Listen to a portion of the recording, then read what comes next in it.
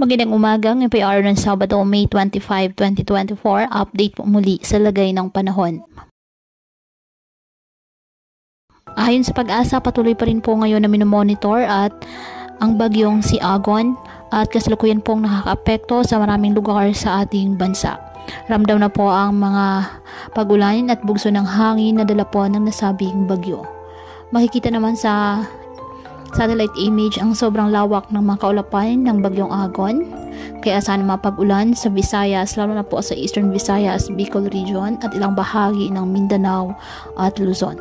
Kaya may alerto palagi sa posibilidad ng mga pagbaha at pag-uhon ng lupa sa mga nasabing lugar.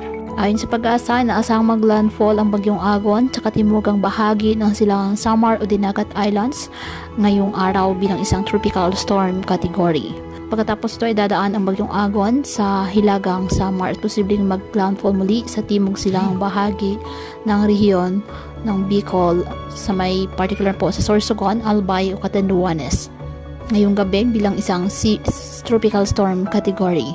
Sa linggo naman, bukas magsisimulang lumihis ang bagyong Agon patungong hilaga o hilagang silangan sa may silangan ng Luzon habang patuloy po na lumalakas. Ang kasalukuyang tinatayang senaryo ay nagpapakita ng paglakas ito bilang isang severe tropical storm pagsapit ng linggo at maging isang typhoon pagsapit ng Lunes.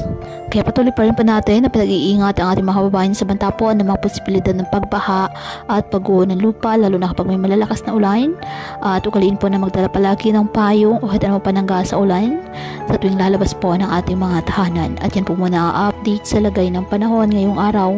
Muli patuloy po tayo na mag-ingat at palaging tandaan, God loves you. Stay safe and God bless.